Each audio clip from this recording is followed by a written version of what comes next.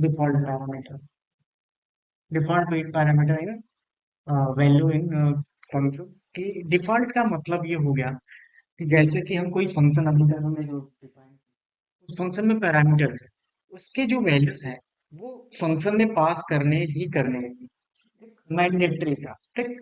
Mandatory argument कर सकते हैं कि उसमें नेम और एज का हमने बनाया था, और उसमें नेम और एज क्या करना था, पास ही करना था। तो यहाँ पे जो हमने डिफाइन किया, इसमें जो फंक्शन हमने बनाया था,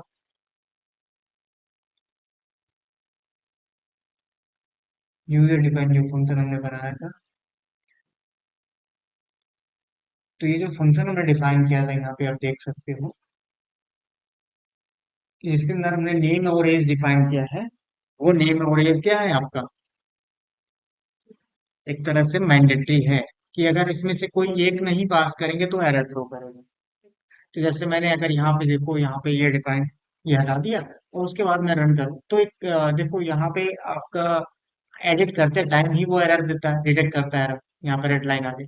अगर मैं यहाँ पर रन करता हूँ तो देखो एरर थ्रो कर देगा यहाँ पे। और एरर आ गया क्या कि to few arguments to function wide treat, ठीक। इसमें ये डिफाइन कर रहा है कि यहाँ पे इस तरीके से दो पैरामीटर डिक्लेयर किए हैं जिसमें आप क्या कर रहे हो, एक ही पास कर रहे हो, ठीक?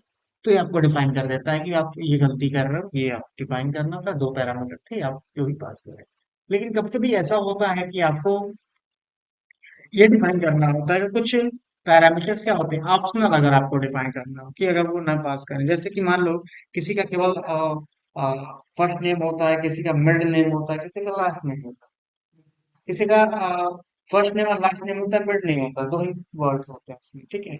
तो इसके लिए क्या होता है कि आप क्या करते हो, डिफाइन करते हो कि आपका फर्स्ट नेम और लास्ट नेम क्या होगा, पैरामीटर्स क्या करोगे, मैंडेटरी कर दोगे, या किसी का फर्स्ट नेम केवल ही मैंडेटरी करोगे, तो फर्स्ट नेम तो वो होता है, ठीक।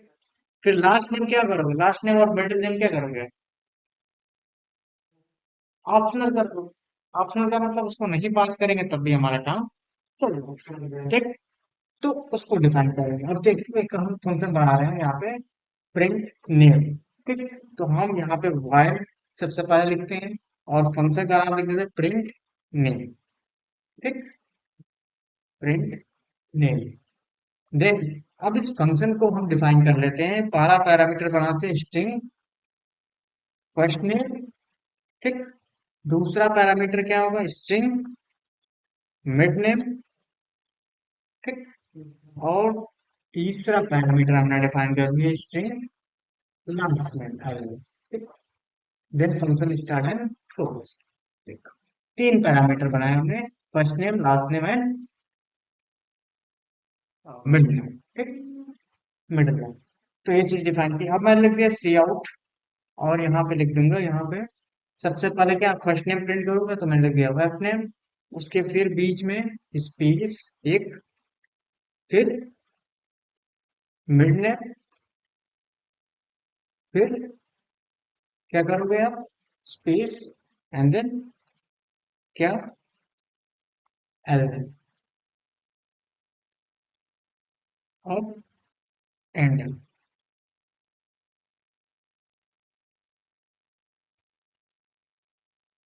एंड एल, ठीक। ये डिफाइन कर दिया। अब मान लो यहाँ पे जब हम फंक्शन को कॉल करेंगे, लिखेंगे प्रिंट नेम, तो प्रिंट नेम में हमको क्या पास करना पड़ेगा,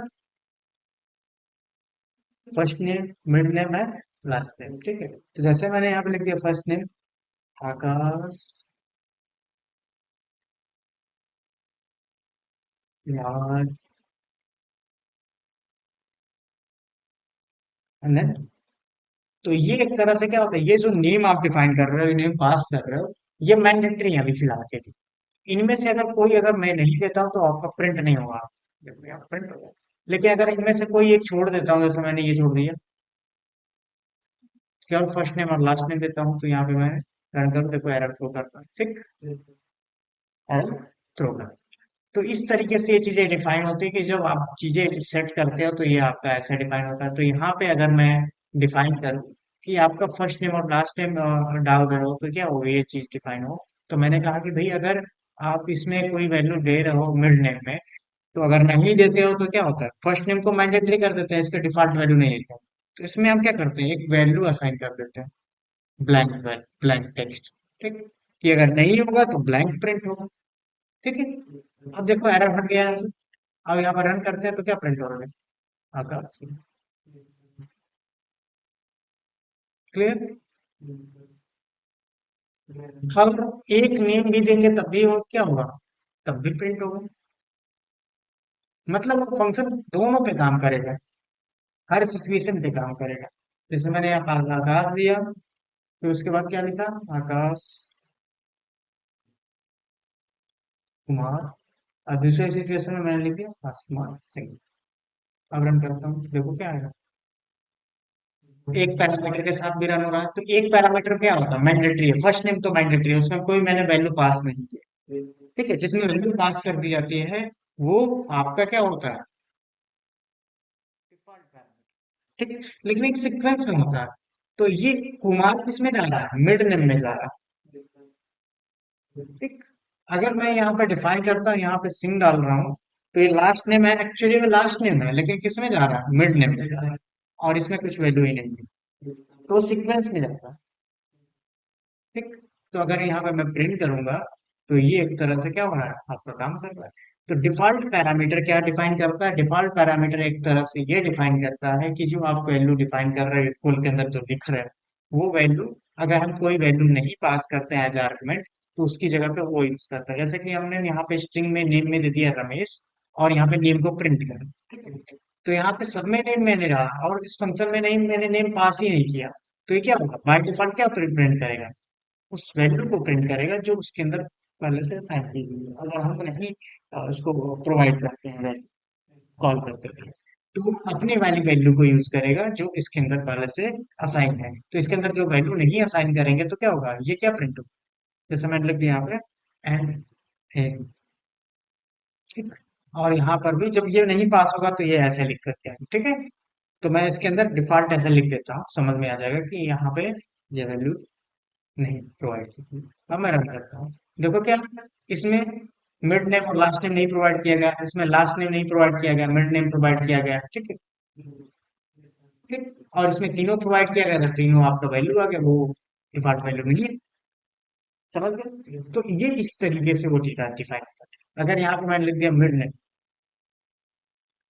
ये मैं लिख दिया मिड, और यहाँ मैंने लिख दिया लास्ट, समझने के लिए कि कौन सा वाला मिड है कौन सा लास्ट है। ठीक, अब मैं यहाँ पर रन करता हूँ, तो देखो क्या है, यहाँ पर मिड और लास्ट है, ये लास्ट है, और ये जो वैल्यू आई है मिड के अंदर सिंग।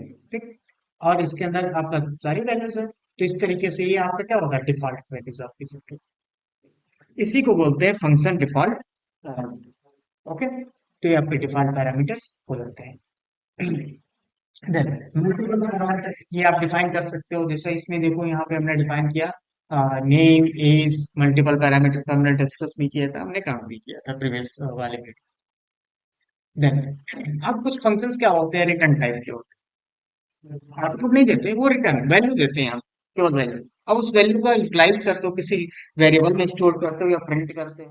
ठीक, तो ये जो फंक्शन कॉल किया गया है, वो किस तरीके से डिफाइन किया गया है? देख रहे हैं यहाँ पे, इस फंक्शन को क्या डिफाइन किया गया है, ऐसे बनाया गया, और यहाँ पे कॉल करने के लिए हमने ये लिख दिया, इसमें सी आउट लिखा गया नहीं लिखा गया, लिखा तो इसके अंदर गया, तो जो ये खुद आउटपुट दे रहा है तो यहाँ पे सी आउट लिखने की जरूरत नहीं होती है, जो आउटपुट आपको दी है।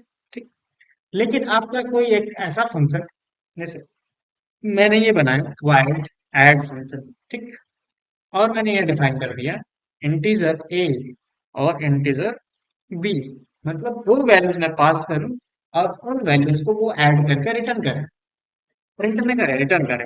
तो मैंने लिख दिया रिटर्न, और वाइड की जगह पे अब इंटीजर टाइप रिटर्न करना है, जैसे कि मैंने लिख दिया ए प्लस बी को ऐड करके रिटर्न करें। तो ए और बी को ऐड करेंगे तो क्या वैल्यू मुझे मिलेगी, इंटीजर टाइप ही वैल्यू मिलेगी ना मुझे। ठीक है, तो इसका रिटर्न टाइप चेंज करना पड़ेगा, तो वाइड से हटा करके क्या करना पड़ेगा, int। तो दोनों को इंट और इंट को ऐड करेंगे तो प्रोड्यूस क्या होगा, इंटीजर ही होगा।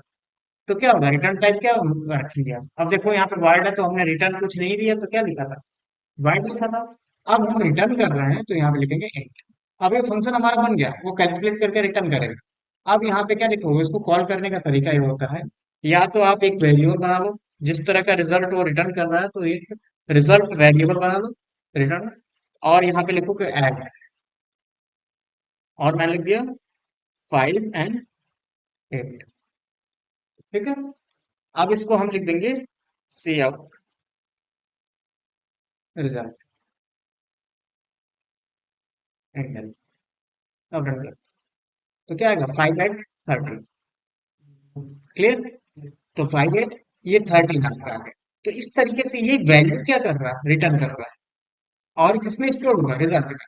हम ऐसे भी लिख सकते थे, और हम डायरेक्टली, ये फंक्शन है तो हम फंक्शन को सी आउट के अंदर भी लिख सकते हैं। तो हम यहाँ पे ऐड लिखेंगे, जो रिटर्न कर रहा है वो डेटा वो प्रिंट हो जाएगा। तो मैंने यहाँ लिख दिया ऐड 20 and 40, इसको 20 और 40 को ऐड करके वो प्रिंट कर दे, रिटर्न कर दे। तो रिटर्न जो होगा वो प्रिंट हो रहा है, तो 20 और 40 ऐड करके रन करेगा तो क्या होगा, 60 आ जाएगा। ठीक? तो रिटर्न टाइप फंक्शन को डिफाइन करने का तरीका क्या होगा, या तो आप किसी वेरिएबल के अंदर रिजल्ट करके स्टोर करके प्रिंट करो, या हम उसको डायरेक्टली सी आउट के अंदर लिखेंगे, जो रिटर्न हो रहा है वो प्रिंट होता है। ठीक है, तो रिटर्न कैसे डिफाइन किया हमने, पहले ये डिसाइड किया था कि क्या इनपुट होना चाहिए। ठीक, उसके बाद हमने डेटा को प्रोसेस किया। यहाँ पे केवल रिटर्न नहीं लिख सकते, आप बहुत सारी चीज डिफाइन कर सकते हो। जैसे मैंने यहाँ पे लिख दिया integer r equal a plus b. ठीक, और किसको रिटर्न करोगे आप, आर को। तो मैंने यहाँ पे शॉर्टकट बना दिया, डायरेक्ट ए प्लस बी को ही रिटर्न कर दिया। तो आप ऐसे भी लिख सकते हो कि रिजल्ट आपका आर में आ रहा है, और उस आर को रिटर्न करें, रिजल्ट को। और फिर जो वो रिजल्ट आ रहा था इसमें स्टोर हो रहा है, दूसरे वाले रिजल्ट में स्टोर हो रहा है, उसको अपडेट कर रहा है। या डायरेक्टली हम ऐसे कर सकते हैं, तब भी हमारा आउटपुट सेम ही मिलेगा। ठीक, तो क्यों ना हम इसको क्या करें, सॉर्ट कर दें, और जो हमने ए प्लस बी उसको ऐड किया था डायरेक्टली, तो यहाँ पर हम ए प्लस बी ऐसे सॉर्ट हो गया। तो इस तरीके से हम क्या डिफाइन कर सकते हैं, रिटर्न टाइप फंक्शन डिफाइन कर सकते हैं। तो वाइड कीवर्ड जो होता है वो किस लिए होता है, use in previous example indicate that function should not return a value. If you want to function to return a value, you can use data type, like जैसे जिस तरह का आप डेटा रिटर्न करना चाहते हो। अगर इंटीजर है तो इंट लिखोगे, अगर फ्रैक्शन है तो फ्लोट या डबल यूज करोगे, ट्रू और फॉल्स रिटर्न करना तो बुल का यूज करोगे, अगर स्ट्रिंग रिटर्न करना तो स्ट्रिंग, कैरेक्टर रिटर्न करना है तो कैर, अगर आपको एरे रिटर्न करना है आगे चल करके हम डिफाइन करेंगे फिर, तो करना है तो एरे हम यूज करेंगे। ठीक है, एरे भी रिटर्न टाइप में हम डिफाइन कर सकते हैं, किसी भी तरह का डेटा टाइप हम रिटर्न टाइप बना सकते हैं एज ए फंक्शन का। ठीक है, तो फंक्शन के जितने भी डेटा टाइप्स होते हैं एज ए रिटर्न टाइप हम डिफाइन कर सकते हैं इंस्टेड ऑफ वायर्ड। तो वायर्ड क्या होता है, वायर्ड कुछ नॉन रिटर्न टाइप का होता है, और उसको छोड़ के जितने भी data type as a use किए जाते हैं, उसको हम रिटर्न टाइप फंक्शन में यूज कर सकते हैं as a return type। अब जैसे कि मान लो ये फंक्शन है क्या, हमारा ऐड का, अगर इसी को मैं फ्रैक्शन वैल्यू पास करना चाहूँ, देखो यहाँ पे फ्रैक्शन पास करूंगा तो वो काम नहीं करेगा। जैसे मैंने यहाँ पे लिख दिया 0.5, और यहाँ पे मैंने लिख दिया 0.3, तो आपका आउटपुट रिजल्ट क्या आएगा ये देख लीजिए, 0.3 लिखा और 5.3, तो आपका क्या आता है। तो मैंने कहा भाई इसको फ्लोट में कर दूं, इसको भी क्या कर दूं, फ्लोट में कर दूं, और रिटर्न टाइप भी क्या होगा, फ्लोट। अगर रिटर्न टाइप फ्लोट नहीं करोगे तो क्या होगा, तब भी फ्रैक्शन वैल्यू डिलीट हो जाएगी। तो रिटर्न टाइप भी मैंने फ्लोट कर दिया, अब मैं रन करता हूँ, तो क्या आ रहा है, अब देखो यहाँ पे इंटीजर, तो इसको भी चेंज करना पड़ेगा, तो मैंने दिया फ्लोट। अब तो क्या 13.8, तो ये क्या 5 8 क्या होगा 13, और ये 5 3 क्या होगा। तो इस तरीके से क्या होता है, वो डेसिमल पोर्शन को भी क्या होता है, रिटेन कर लेता है। तो हमको जिस तरह की रिक्वायरमेंट है, अगर डेसिमल रिजल्ट आपको प्रोड्यूस करना है, रिटर्न करना है, तो फ्लोट रिटर्न टाइप होना चाहिए। अगर कैरेक्टर रिटर्न करना है तो, अब मान लो एक फंक्शन मुझे बनाना है कि वो फंक्शन किसी नंबर को मैं रिटर्न करता डालूं, किसी ASCII कोड को डालूं, और वो मुझे कैरेक्टर रिटर्न आउटपुट मिले। ठीक है? जैसे मैंने लिख दिया ASCII टू कैर, एक एक फंक्शन बना दिया, तो मैंने यहाँ पे लिख दिया रिटर्न कैरेक्टर करना है, तो मैंने लिख दिया कैर रिटर्न, और उसके बाद लिख दिया ASCII टू कैरेक्टर, ठीक है। ASCII to character. अब इसमें क्या है, कोड डालना है इंटीजर। यहाँ पे मैंने लिख दिया आस्की कोड, इसमें पास करेंगे, वेरिएबल नेम आस्की कोड हो गया। अब मैंने यहाँ पे स्टार्ट एंड क्लोज किया। अब इसके अंदर मुझे कैसे डिफाइन करना है, तो जो आज की वैल्यू आ रही है उसको किस में कन्वर्ट करेंगे, तो यहाँ पे डिफाइन करेंगे, लिखा जाएगा रिटर्न। और यहाँ मैं लिख दिया कैर, कन्वर्ट करने के लिए लिखा जाता है कैर। और किसको कन्वर्ट कर रहा है, आज की,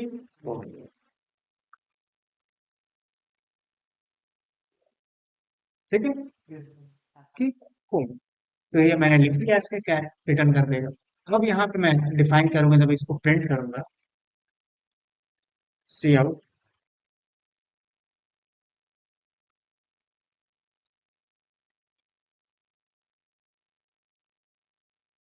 आस्की टू कैर, और इसमें मैंने लिख दिया 70, ठीक, और देन एंड।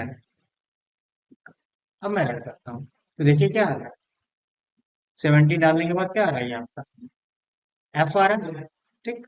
अगर मैं यहाँ पर 65 लिखूं,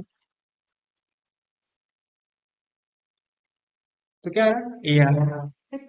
तो इस तरीके से आप कोई भी कोड डालेंगे, तो एक मैंने एक फंक्शन बना दिया जो क्या करता है, किसी भी नंबर को किसमें कन्वर्ट करेगा, कैरेक्टर, ठीक।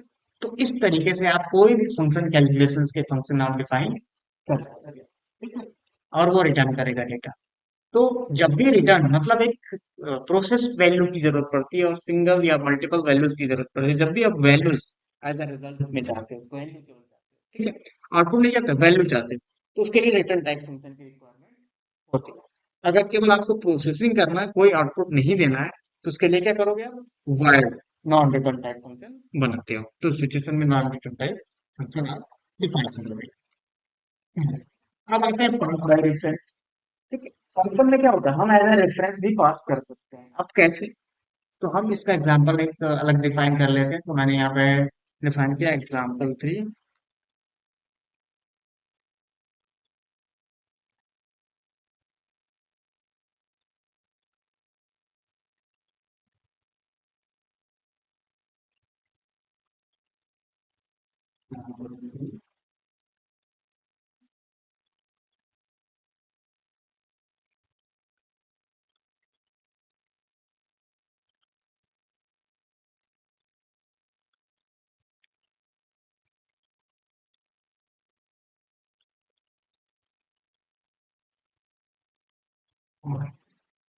एग्जांपल 3, मान लो मुझे डिफाइन करना है पास बाय रेफरेंस। तो पास बाय रेफरेंस का मतलब कि क्या होता है, कि अगर मैं कोई वैल्यू पास कर रहा हूँ, कोई वेरिएबल पास कर रहा हूँ, ठीक है, तो वो एक्चुअल वेरिएबल में ही चेंजेस कर देते हैं। जैसे कि मैंने एक वेरिएबल बनाया इंटीजर ए इक्वल 5, और एक एग्जांपल मैं डिफाइन कर लेता हूँ, और बी इक्वल मैंने 8 लिखा, ठीक है, ये डिफाइन किया।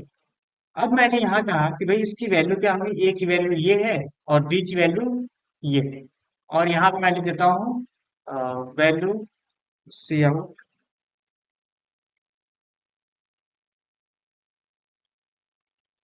वैल्यू बिफोर स्वैप, ठीक। स्वैप करने से पहले उसकी वैल्यू क्या है। स्वैप का मतलब कि हम क्या करने वाले हैं, ए और बी की वैल्यू आपस में इंटरचेंज करने वाले हैं, ठीक। तो वो कैसे होगा, तो अब देखिए यहाँ पे ये डिफाइन है, उसके लिए एक फंक्शन हम बना लेते हैं, ठीक? तो मैंने कहा यहाँ पे इंटीजर। अब देखिए यहाँ पे इंटीजर डिफाइन, अब प्रोसेस डिफाइन करना, स्वैप करना, तो यहाँ पे वर्ड हम डिफाइन करेंगे, वर्ड लिखेंगे, कुछ रिटर्न नहीं करना, स्वैप करना है। तो मैंने लिख दिया वर्ड, और यहाँ पे लिख दिया स्वैप, फंक्शन का नाम स्वैप। और इसमें भी क्या पास करेंगे, इंटीजर। अब मैं अलग अलग लिख देता हूँ, कोई जरूरी नहीं है कि जो ए और बी है वही आप डिफाइन करो। मैंने लिख दिया यहाँ पे एक्स एंड इंटीजर वाई, ठीक। दो पैरामीटर बना लिया, ठीक। उसके बाद मैंने यहाँ पे सारा पोज किया। देन अब इसके बाद यहाँ पे लॉजिक डिफाइन करोगे, तो लॉजिक क्या रहेगा यहाँ पे, तो आप एक टेम्पोरी डिफाइन कर, बहुत सारे तरीके होते हैं, दो तरीके और भी हैं डिफाइन स्वैप करने के लिए। तो यहाँ पे टेम्प मैंने वेरिएबल बनाया और उसके अंदर किसको, ए को असाइन कर लिया। फिर ए के अंदर मैंने क्या असाइन किया, बी को असाइन कर लिया। फिर अगर यहाँ पे हमको एक्स लिखना है, यहाँ पर एक्स और यहाँ पर एक्स में क्या वैल्यू सेट कर देनी है, वाई को। और वाई के अंदर हम क्या सेट करेंगे, टेम्प को। हो गया ना स्वैप। ठीक। अब यहाँ पे मैं स्वैप करता हूँ, तो स्वैप फंक्शन यहाँ पे लिख लेता हूँ, स्वैप। तो स्वैप करने के लिए कौन सा फंक्शन, स्वैप फंक्शन कॉल करेंगे और पास कर देंगे ए और बी को। ठीक। और यहाँ पे हम आफ्टर स्वैप ए वैल्यू को प्रिंट कर दें, ए और बी को वैल्यू को यहाँ पे हम प्रिंट कर दें, यही चीज सेम। अब रन करते हैं, ए और बी की क्या है, सेम वैल्यू ही है अभी। अभी जैसा का है वैसा ये स्वैप हुआ नहीं हुआ। ठीक। क्यों, क्योंकि इसके अंदर जो पास किया जा रहा है इसका रेफरेंस अलग ही होता है। ये एक्स और वाई क्या होता है आपको, एक अलग वेरिएबल बन जाता है, डिफरेंट रेफरेंस हो सकते हैं। तो इसमें चेंजेस करेंगे तो किसमें, ए और बी में चेंजेस होगा नहीं होगा। तो उसको क्या होगा, एज अ रेफरेंस वेरिएबल यहाँ पास करेंगे, पास बाई रेफरेंस। तो यहाँ पे हम लिख देंगे, क्या लिखेंगे, एम%। क्या, किसका एड्रेस जाएगा, किसके अंदर, ए और बी के अंदर। ठीक। ए और बी का एड्रेस इसमें स्टोर हो, रेफरेंस स्टोर हो। अब मैं यहाँ रन करता हूँ, अब देखिए क्या रहा। अब चेंज हो गया, ए की वैल्यू क्या थी पहले, 5 थी। अब ए की वैल्यू क्या हो गई, 8 हो गई। तो इसको बोलते हैं पास बाय रेफरेंस। तो इसके लिए हमको सिंबल यूज करना होता है कि जो एक्चुअल जो वेरिएबल पास के द्वारा उस, अगर मैं इसके अंदर चेंज करूंगा फंक्शन के अंदर, तो उसके अंदर भी चेंजेस होने लगेंगे। तो एक्स क्या बन जाएगा, ए बन जाएगा, और वाई क्या बन जाएगा, बी। मतलब वो खुद है। इसके पहले क्या था, हमने नॉर्मली पास किया, तो इसके अंदर चेंजेस हो रहे थे। उसके बाहर जो फंक्शन के बाहर उसको हम रिटेन करेंगे कि ए की वैल्यू और बी की वैल्यू क्या है, तो वो आपका क्या होगा, सेम रहेगा, चेंज नहीं होगा। लेकिन अगर हमने एज अ रेफरेंस उसको डिफाइन किया कि ये रेफरेंस वेरिएबल है, ठीक है, तो ये पास का जो वैल्यू, जो वेरिएबल हम डाल रहे हैं वो एज अ रेफरेंस लेके जाएगा, उसका एड्रेस लेके जाएगा। और जब एड्रेस लेके जाएगा तो उसमें जो चेंजेस करेंगे तो वो क्या होगा, ए और बी में भी वो चेंजेस होंगे। ठीक है? तो इसको बोलते हैं पास बाय रेफरेंस। तो पास बाय रेफरेंस क्या होगा, from the previous line we use to normal variable when pass parameter to function, कि हम नॉर्मल वेरिएबल डिफाइन करते थे, पैरामीटर डिफाइन करते थे, जो वेरिएबल फंक्शन के अंदर हम पास करते थे। ठीक। और you can also pass a reference to a function. हम क्या पास कर सकते हैं, रेफरेंस एड्रेस भी पास कर सकते हैं, किसी वेरिएबल का रेफरेंस भी हम क्या कर सकते हैं, पास कर सकते हैं फंक्शन के अंदर। This can be useful when you need to change the value of arguments, कि आर्गुमेंट जो पास कर रहे हैं ना उसके, तो ये कब किया जाता है, जब हम वेरिएबल एज आर्गुमेंट पास कर रहे होते हैं तब काम करता है। वैल्यू पास करेंगे तो वैल्यू का कोई रेफरेंस तो होगा नहीं, वेरिएबल का होता है ना रेफरेंस एड्रेस। तो वेरिएबल एक कंटेनर जिसका एड्रेस होता है, अगर हम वैल्यू पास करें तो वहां पे एरर थ्रो करेगा। तो यहाँ पे अगर मैं वैल्यू पास करूँ ए की जगह पे या बी की जगह पे वैल्यू पास करूँ, तो यहाँ लिख दिया मैंने 8, देखो एरर आ रहा है। नॉर्मल अगर पैरामीटर रहता तो 8 चल जाता, लेकिन रेफरेंस पैरामीटर मैंने बनाया है तो ये वैल्यू नहीं जा सकते। तो पास बाय रेफरेंस क्या होता है, वेरिएबल ही पास करना, वेरिएबल बना के। ठीक है। तो यहाँ पे आपको क्या है, बी ही पास कर, तो तभी वो स्वैप कर पाएगा। तो ये चीज आप डिफाइन कर सकते हो। तो यहाँ पे एज आर्गुमेंट तो क्या होता है, जो एज आर्गुमेंट जो पास कर रहा है वेरिएबल, उसके अंदर चेंजेस करता है, हो रहा है फंक्शन में, और उसके अंदर आपका क्या होता है, चेंजेस कर देता है। ठीक है। तो ये चीज हमने देखा स्वैप का। Pass by array as a function, किसी फंक्शन के अंदर हम एरे भी पास कर सकते हैं। अब कैसे, तो मैंने कहा भाई एक फंक्शन बना है, तो मैं इजी कैसे बना, हाँ, मैं एरे डालूं तो उसको प्रिंट करते हैं, कोई भी एरे डालूं वो प्रिंट करते हैं। तो मैंने यहाँ पे लिख दिया वर्ड डिस्प्ले एरे।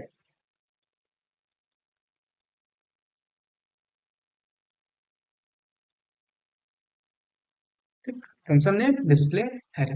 अब एरे किस टाइप का होगा वो मुझे डिफाइन करना होगा। तो मैं लिख दिया यहाँ पे इंटीजर नंबर। अब यहाँ पे लिमिटेशन भी दे सकते हो कि कितने साइज का होगा, 5, 10। अगर नहीं देना चाहो तो आप वैसे छोड़ देते हैं। ठीक है, क्लियर।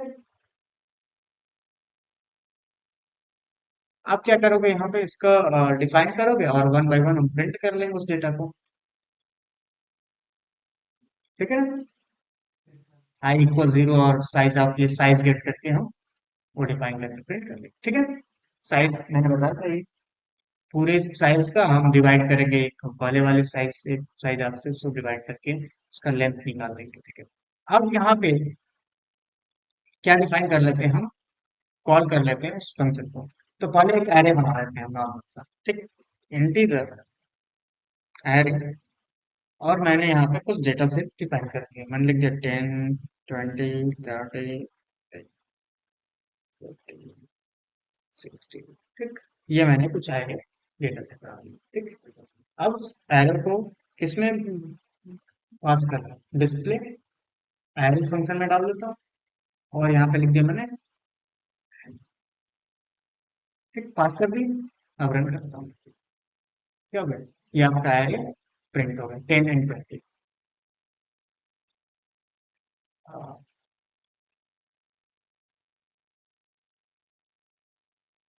इससे इसलिए क्यों आ रहा है, यहाँ पे हम सबसे पहले इसको ब्रैकेट्स के अंदर डिफाइन कर लेते हैं, इसलिए ऐसा हो रहा है।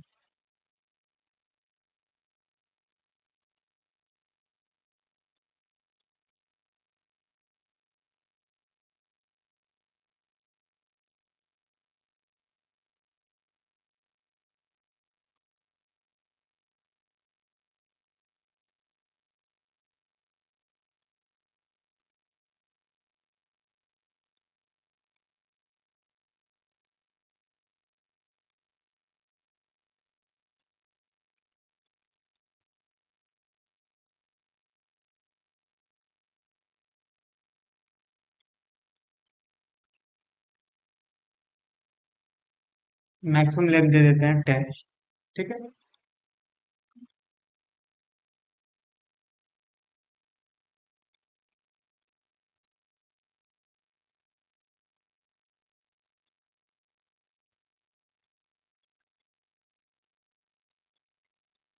लेस देन 10 लिखा,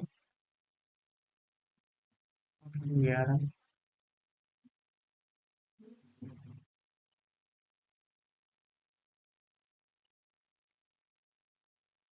देखो, तो ये वैल्यूज आ रही है, तो यहाँ पे जितने वैल्यूज आप पास करो, जैसे कि हमने 5 लिख दिया तो 5 आएगा। ये साइज आपको देना पड़ेगा तब जाके ये अप्लाई। तो मैंने साइज दिया यहाँ पर और उसके बाद ये डिफाइन कर लिया। ठीक है, क्लियर। तो वो एक तरह से क्या होता है, ये डिफाइन कर रहा है। अब यहाँ पे जैसे मैंने 5 लिखा तो 5 एलिमेंट्स आपको डिफाइन करने पड़ेंगे, तो यहाँ पे 5 उससे ज्यादा नहीं, कम हो सकते उससे ज्यादा नहीं। तो यहाँ पे 3 to 5, यहाँ पे 5 एलिमेंट्स मैंने यहाँ पे पास कर दिए। तो 5 एलिमेंट तक ये आपका ये प्रिंट करेगा। ठीक, डेटा। सॉरी, यहाँ पे लेस देन ग्रेटर देन 10 कर रहे हैं तो यहाँ पे 5 लिख दिया मैं, लेस देन 5। तो ये आपका 50 तक ये प्रिंट होगा। ठीक, तो कोई भी अब एरे 5 लेंथ का कोई भी एरे आप डालोगे या कम उससे कम भी डालोगे तो क्या होगा, प्रिंट होगा। तो इस तरीके से क्या होता है कि हम किसी भी फंक्शन में एरे भी पास कर सकते हैं, उसके लिए इस तरीके से डिफाइन करना होता है। उसका पैरामीटर हम ऐसे रखते हैं, उसके साइज हम सेट कर लेते हैं, कितने एरे कितने साइज का एरे उसमें पास करना है। और उस फंक्शन को बस कॉल कर दो आप, डिस्प्ले एरे, और एरे पास कर दिया तो उस एरे को। अब यहाँ पे कोई और एरे होगा तो वो भी वो प्रिंट करेगा। मैंने दूसरे एरे को डिफाइन किया तो मैंने यहाँ पे लिख दिया 5, 10, 15, 20 and 25। ठीक, ये मैंने दिया। अब सेम मैं यहाँ पे क्या करूँ,